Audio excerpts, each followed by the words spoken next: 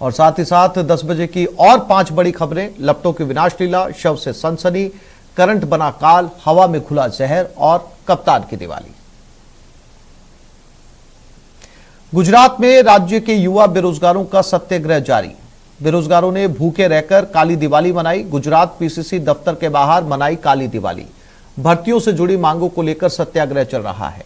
कई मांगों को लेकर यह सत्याग्रह किया जा रहा है। सैकड़ों की तादाद में गुजरात में जुटे बेरोजगार।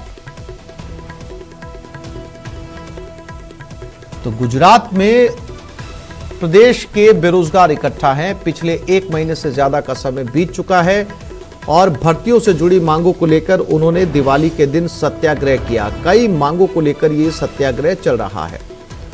सैकड़ों की तादाद में ये बेरोजगार इस समय गुजरात में डटे हुए हैं। ये तस्वीरें गुजरात से। बेरोजगारों ने भूखे रहकर काली दिवाली मनाई। गुजरात पीसीसी दफ्तर के बाहर ये काली दिवाली मनाई गई है। ये अहमदाबाद में कांग्रेस का दफ्तर है जिसके बाहर ये बेरोजगार डटे हुए हैं। गुजरात पीसीसी दफ्तर के बाहर ये दिवाली मनाई गई है।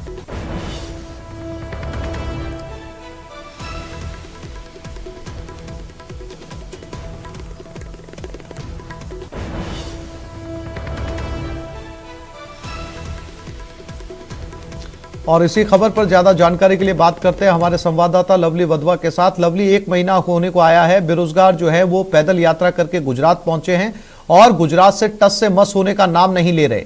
और दिवाली के दिन उन्होंने एक बड़ा मैसेज दिया, भूखे रहकर काली दिवाली मनाई है। क्या ये मैसेज कांग्रेस तक पहुंचा है? हाँ देखिए, बिल्कुल आपने सही कहा आशीष। पिछले 24 दिनों से लगातार ये लोग अपनी मांगों को लेकर के गुजरात में डटे हुए हैं। इनका ये मानना था कि गुजरात जाएंगे तो शायद कांग्रेस के जो तमाम लीडर्स हैं उनकी ड्यूटी वहां लगी हुई चुनाव में, वो वहां पर मिलेंगे, उनका वो घेराव करेंगे, प्रदर्शन करेंगे और अपनी आवाज सीधे तौर पर वो रख सकेंगे, कांग्रेस के खिलाफ माहौल बना सकेंगे। ऐसे में जो लगातार बेरोजगार हैं वो अपनी मांगों को लेकर के वहां जुटे हुए। उन्होंने कोशिश भी की मुख्यमंत्री से मुलाकात की, लेकिन उनकी मुलाकात नहीं हो पाई।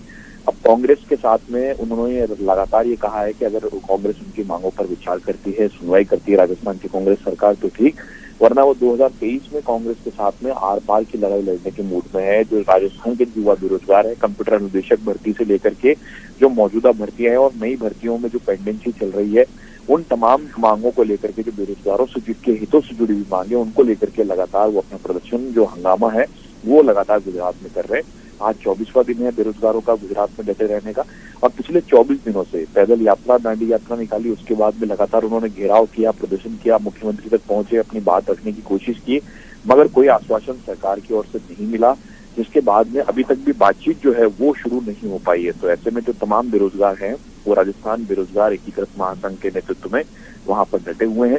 उनके समर्थन में जयपुर के रिद्धि सिद्धि सर्किल पर भी प्रदर्शन हुआ था कुछ अन्य मसलों को लेकर के। तो ऐसे में राजस्थान का जो युवा बेरोजगार है बहुत लंबे समय से अपनी मांगों को लेकर के लड़ाई लड़ रहा है। बेरोजगारों का कहना है कि कांग्रेस ने जब सत्ता में राजस्थान में कांग्रेस आई थी तब उन्होंने जो वादे किए थे, जो बजट के घोषणा है, जो उन्होंने चुनावी वादे। लवली, अब सवाल ये है कि पिछले इतने समय से ये लोग गुजरात में डटे हुए हैं, क्या राजस्थान सरकार के किसी नुमाइंदे ने इनसे बात करने की कोशिश की? क्या कोई डेलीगेशन इनके साथ बात करने के लिए पहुंचा? कोई टेलीफोनिक वार्ता हुई कि अपना आंदोलन खत्म करें, वापस जयपुर ये लोग लौटे और इनसे बातचीत की जाएगी, इनकी समस्या का समाधान निकाला जाएगा? बिल्कुल आसिफ, आपने सही कहा। राजस्थान की ना सरकार के किसी नुमाइंदे ने ना किसी अफसर ने फिलहाल बेरोजगारों से कोई भी बातचीत करने की जहमत नहीं उठाई है। वह राजस्थान के तमाम ये निवासी बेरोजगार जो राजस्थान में ही जन्मे हैं वो राजस्थान की ही सरकार के खिलाफ गुजरात में जाकर के बिगुल बजा रहे हैं। उनका मानना था गुजरात में जाएंगे, आवाज बुलंद करेंगे तो शायद उनकी मांग सुनी जाएगी, उस पर जल्दी विचार होगा, मगर फिलहाल कोई बातचीत का न्योता नहीं दिया गया इस डेडलॉक को तोड़ने के लिए। और बेरोजगारों का कहना है कि जो बजट के वादे थे, जो सरकार जब सत्ता में आई थी जो वादे किए गए थे, उन वादों को। जी लवली, जानकारी के लिए आपका धन्यवाद। और एक बदमाश को गिरफ्तार किया गया। करौली में धारदार छुरे के साथ एक बदमाश गिरफ्तार हुआ। आरोपी को पुलिस ने गिरफ्तार किया। सपोटरा थाना पुलिस ने नारोली मोड़ से इसे पकड़ा। और इसी खबर पर ज्यादा जानकारी के लिए करौली से संवाददाता धर्मेंद्र हमारे साथ जुड़ गए। धर्मेंद्र, क्या जानकारी इस गिरफ्तारी के बारे में?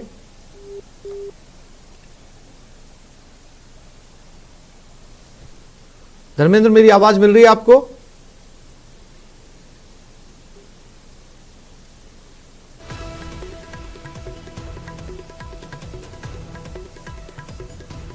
करौली में इस बदमाश को गिरफ्तार किया गया है। बताया जा रहा है इसके पास में एक धारदार हथियार था। छुरे के साथ इस बदमाश को गिरफ्तार किया गया। करौली से एक खबर। धर्मेंद्र फिर से जुड़ गए हमारे साथ। धर्मेंद्र, मेरी आवाज मिल रही है आपको? जी जी आसिफ। धर्मेंद्र, इस गिरफ्तारी के बारे में क्या अपडेट? कौन था ये शख्स? देखिए, बताना चाहूंगा, ये जो गिरफ्तारी हुई है तो पुलिस ने नाकाबंदी के दौरान सपोटा के नारौली मोड़ से गिरफ्तारी की है। बताया जा रहा है कि आरोपी जितेश मीणा है, निवासी राजौर करौली जिले का निवासी है और ये संदिग्ध अवस्था में घूमते हुए इसे नारौली मोड़ से पुलिस ने गिरफ्तार किया है। पुलिस ने आरोपी को न्यायालय में पेश किया है या तो उसे जेल भेज दिया है। साथ ही बताया जा रहा है कि किसी संगीन वारदात को अंजाम देने की फिराक में था और उसे पुलिस ने मुखबिर की सूचना और नाकाबंदी के दौरान गिरफ्तार किया है। जी आसिफ। जानकारी के लिए धन्यवाद धर्मेंद्र।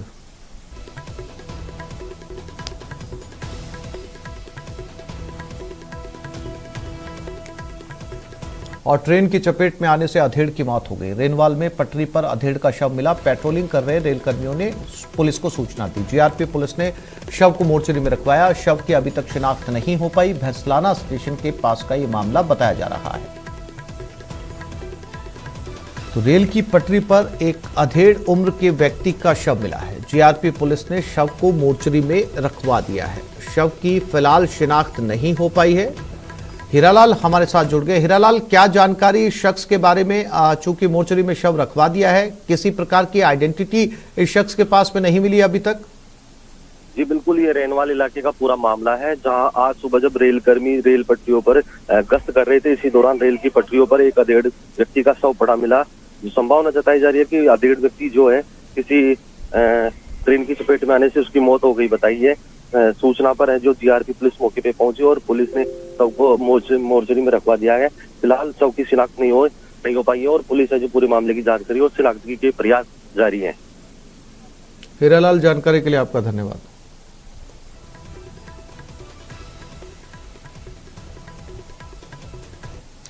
और हवा में घुला जहर। दिवाली के बाद बिगड़ी आबो हवा। प्रदेश में कई शहरों की आबो हवा अब बिगड़ चुकी है। प्रमुख शहरों में प्रदूषण का स्तर 5 गुना ज्यादा बढ़ गया है। दिल्ली एनसीआर में भी हवा की गुणवत्ता बेहद खराब हो चुकी है। दिल्ली में एक्यूआई लेवल 300 के पार पहुंच चुका है। यानी कल हुई आतिशबाजी के नतीजे अब सामने आने लगे हैं। न केवल दिल्ली एनसीआर बल्कि देश के कई शहरों की हवा जिसमें प्रदूषण भर चुका है और कई गुना ज्यादा ये प्रदूषण रिकॉर्ड किया गया। तस्वीरों के जरिए आप देख सकते हैं हवा का गुबार अभी भी शहरों के ऊपर छाया हुआ है, जिसे आप देख सकते हैं। ये केवल प्रदूषण है जो ऊपर जाकर जम गया है। दिल्ली एनसीआर में हमेशा की तरह हवा की गुणवत्ता खराब हुई है। एक्यूआई 300 के पार पहुंच चुका है और इसका सीधा असर स्वास्थ्य पर भी नजर आएगा। ये राजधानी जयपुर, जिसके ऊपर ये प्रदूषण के बादल।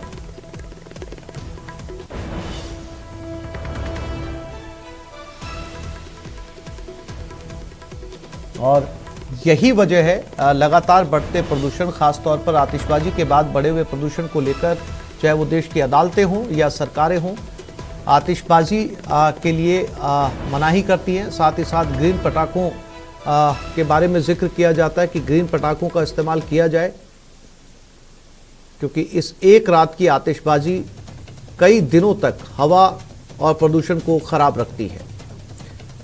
आप टीवी स्क्रीन पर अलग अलग शहरों का प्रदूषण देख सकते हैं। अरबाज हमारे साथ लाइव जुड़ गए हैं, उनसे बात करने की कोशिश करते हैं। अरबाज, मेरी आवाज आप तक पहुंच रही है?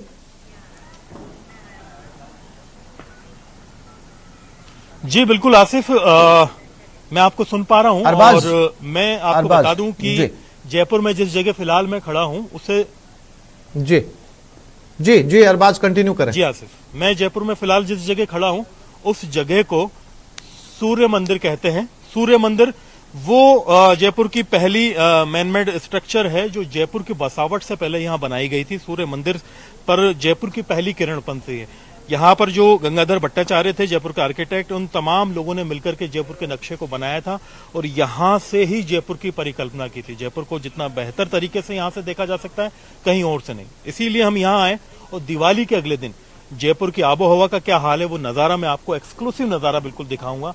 ये देखिए, ये हमारा जयपुर शहर है और जयपुर शहर में जो गर्दो गुबार छाया हुआ है प्रदूषण के बाद में, आप देखिए कि ये पूरा शहर किस तरह से प्रदूषण के आगोश में है। जो एयर क्वालिटी इंडेक्स है वो 250 के पार जा चुका है। जो हालात हैं रात भर की आतिशबाजी के बाद में, या फिर यूं कहें कि मौसम के बदलाव के बाद में, जिसमें इंसानी वजह और कुदरती वजह दोनों चीजें जब मिल चुकी हैं तो शहर पूरी तरह से गर्द गुबार में छा चुका है।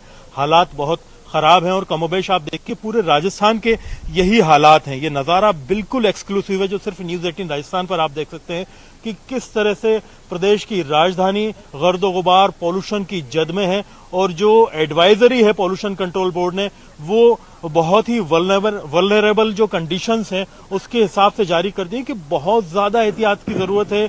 जो लोग बीमार हैं, जो लोग पोस्ट कोविड परेशानियों से झेल रहे हैं, जो लोग फेफड़ों संबंधी सांस संबंधी परेशानियों से जूझ रहे हैं, जो लोग दिल के मरीज हैं या जो गर्भवती महिलाएं, उन तमाम लोगों को एडवाइजरी है कि वो इंडोर एक्टिविटी करें, अभी आउटडोर एक्टिविटी से बचें, इस गर्दो गुबार से खुद को महफूज रखें।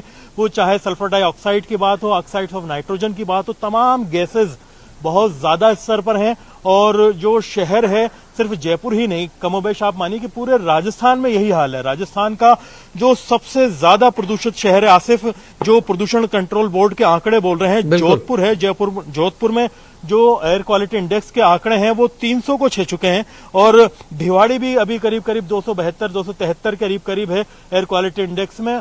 और जो अजमेर है वो 200 के पार है, कोटा 200 के पार है और उदयपुर करीब 200 के आसपास। अरबाज, जिस जगह आप खड़े हैं वाकई वहां से अगर राजधानी के व्यू को देखा जाए तो चिंताजनक नजर आता है।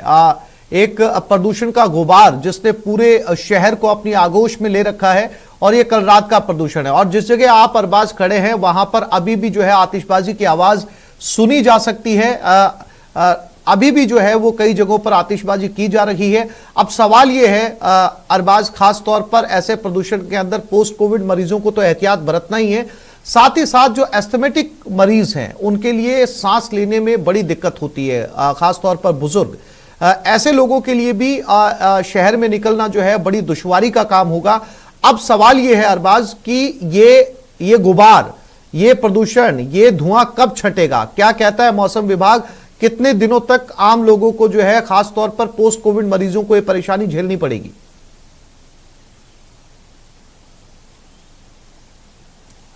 आसिफ, आपने बहुत ही सही सवाल पूछा है, क्योंकि आप देखिए कि अभी जो बड़ा सवाल है वो ये नहीं है कि ये प्रदूषण हो गया है, अब बड़ा सवाल ये है कि प्रदूषण छटेगा कैसे।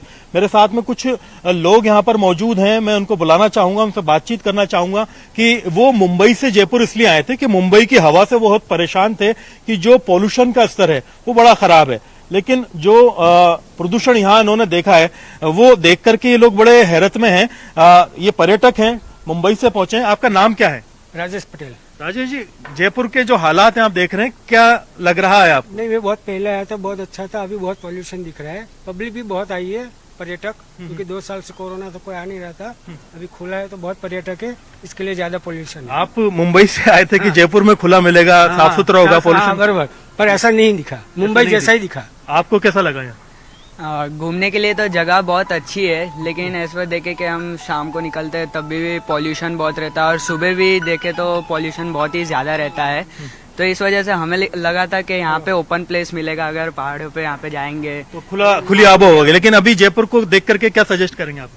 कि ये क्रैकर्स को बैन कर देना चाहिए लास्ट 2 इयर्स की तरह, जैसे दिल्ली में अभी बैन है और बहुत लोगों को तकलीफ भी होती है इससे, इसलिए इसको बैन करना चाहिए। इको फ्रेंडली दिवाली मनानी चाहिए। हाँ, इको फ्रेंडली दिवाली मोस्टली सब लोग प्रेफर करना चाहिए और जो पटाखे जो क्रैकर्स एंड ऑल है उसको बंद कर देना चाहिए, कम चलने चाहिए। और अरबाज बहुत महत्वपूर्ण बात इन पर्यटक ने कही है।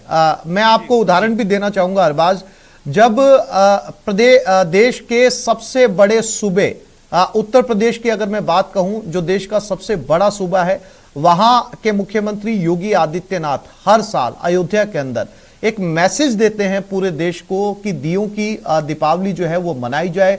दियों को इस सरकार में सबसे ज्यादा मिट्टी के दियों को प्रमोट किया जा रहा है कि ज्यादा से ज्यादा दिए खरीदें और घी के दीपक जलाने का जिक्र रामायण में भी मिलता है। जब राम जी वनवास से लौटकर रावण का अंत करके अयोध्या लौटे थे तो सभी अयोध्या वासियों ने जो है वो घी के दीपक जलाए थे। और इससे बड़ा उदाहरण आज के वक्त हो नहीं सकता कि योगी आदित्यनाथ जो है वो लाखों दीपक जलाकर जो है वो श्री राम का स्वागत करते हैं अयोध्या में। तो क्या इसका अनुसरण नहीं करना चाहिए? क्योंकि ये जो तस्वीरें हैं ये चिंताजनक हैं। ये तस्वीरें उन लोगों के लिए ज्यादा चिंताजनक हैं जो बुजुर्ग हैं, जो एस्थमेटिक मरीज हैं या जिन्हें शारीरिक दूसरी तरह की समस्याएं हैं, इस प्रदूषित हवा को अपने अंदर अपने फेफड़ों में भरते हैं। उनके साथ क्या बीतेगी? क्या दियों की रोशनी या दीपावली के ऊपर दिए नहीं जगमगाए जा सकते जिससे प्रदूषण तो ना फैले?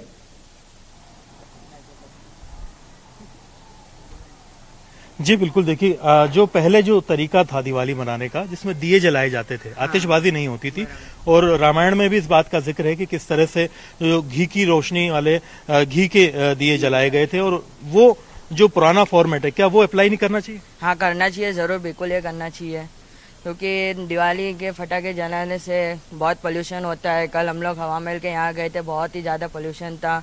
हम लोग खाना भी और चल भी नहीं पा रहे थे, इतनी गर्दी थी तो कि हम ज़्यादा चल भी नहीं पा रहे थे। इसकी वजह से आज हम लोग सुबह सुबह उठ के सूर्य मंदिर आए, कुछ फ्रेश एयर मिले, कुछ अच्छा लगे हम लोग को। जी बिल्कुल आसिफ, ये देखिए कि सबसे बड़ी बात यह है कि पहले जो तरीका था पुराना दिवाली मनाने का, उसमें ना तो आतिशबाजी थी और बहुत सीधे तरीके से दिए बनाकर के जो है त्योहार मनाया जाता था। उससे रोजगार अब चूंकि ये प्रदूषण तो हो चुका है और इसे किसी भी तरीके से हटाना जो है इंसान के बस में तो कम से कम नहीं है। अब इंतजार इस बात का करना होगा कि ये प्रदूषण अपने आप प्राकृतिक रूप से छटे ताकि लोग खुली हवा में, साफ हवा में सांस ले पाए। तमाम तस्वीरें दिखाने के लिए, जानकारी देने के लिए अरबाज आपका धन्यवाद। और बुलेटिन में अब बात करेंगे आग के तांडव की। प्रदेश में दीपावली की रात कई शहरों में आग का कहर देखने को मिला। पहली तस्वीर बीकानेर से है, जहां पटाखों की चिंगारी से कार आग के गोले में तब्दील हो गई। दूसरी तस्वीर जैसलमेर से है, जहां सोनार दुर्ग पर आग लग गई। तीसरी तस्वीर कोटा से है, जहां क्लब के छठे माले में भीषण आग लग गई। वहीं चौथी और आखिरी तस्वीर चूरू की है, जहां रुई के गोदाम में आग लगने से लाखों रुपए का सामान जलकर खाक हो गया। ये 4 तस्वीरें, ये कल के आतिशबाजी के साइड इफेक्ट। जैसलमेर में अनाज की दुकान में भीषण आग लग गई। दुकान में रखा हुआ सारा सामान जलकर खाक हो गया। आग लगने की वजहों का पता नहीं चल पाया। सम गांव में दुकान और गोदाम में आग लग गई। कई घंटों की मशक्कत के बाद आग पर काबू पाया गया। आग से 10 लाख रुपए से अधिक के नुकसान की आशंका जताई जा रही है।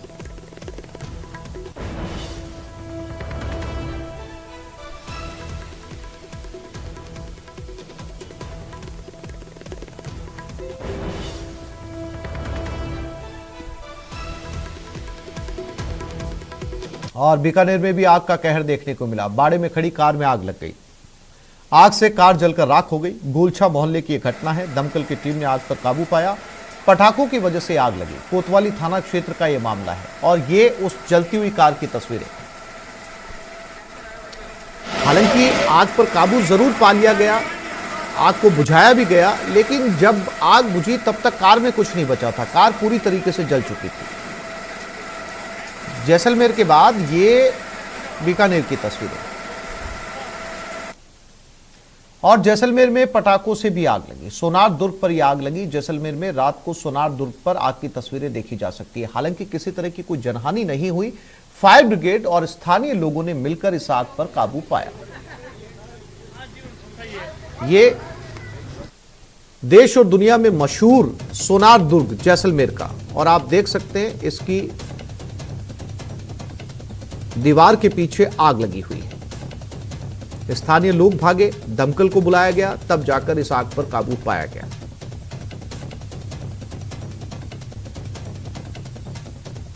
और यह खबर कोटा से है, जहां गुमानपुरा के क्लब के छठे फ्लोर पर भीषण आग लगने से हड़कंप मच गया।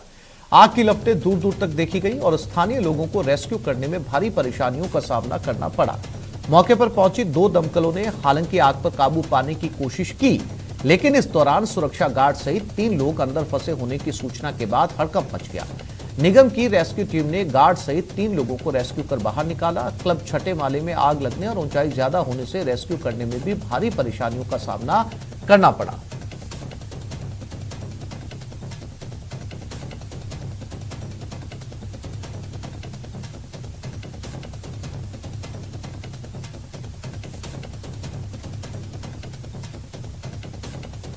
और चूरू में रुई के गोदाम में भीषण आग लग गई। आग लगने से लोगों में हड़कंप मच गया। 6 लाख रुपए का सामान जलकर खाक हो गया। आसपास की दुकानों को भी एहतियात के तौर पर खाली करवाया गया। और यह है चूरू की तस्वीरें। एक रुई का गोदाम पूरी तरीके से जल गया। रुई आग बहुत आसानी से पकड़ती है, लिहाजा आसपास की दुकानों बाजारों को भी एहतियात के तौर पर खाली करवाया गया। अगर आग फैलती तो बड़ा नुकसान हो सकता था।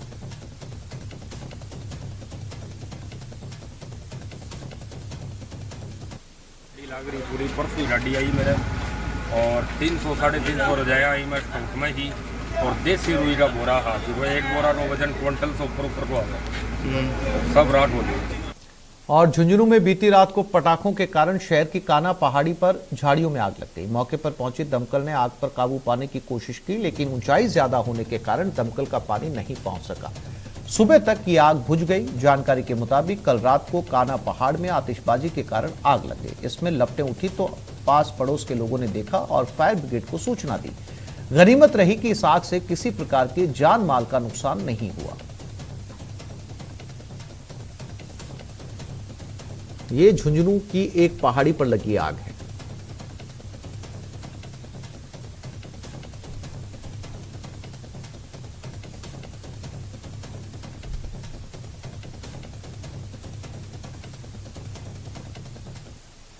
और मुंबई से सटे विरार में हादसा हुआ। 3 दुकानें जलकर राख हो गई। पटाखों की वजह से यहां पर भीषण आग लगी।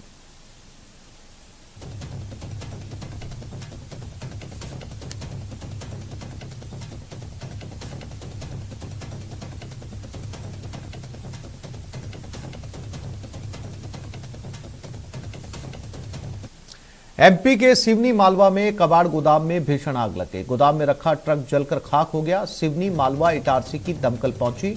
दमकल की मदद से आग पर काबू पाया गया।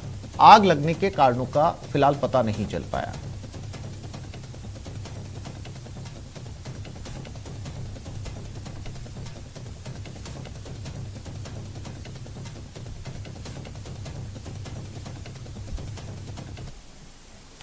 और भारतीय मूल के ऋषि सुनक ब्रिटेन के अगले प्रधानमंत्री होंगे। ऋषि 28 अक्टूबर को शपथ लेंगे। ये खबर बताएंगे आपको ब्रेक के बाद।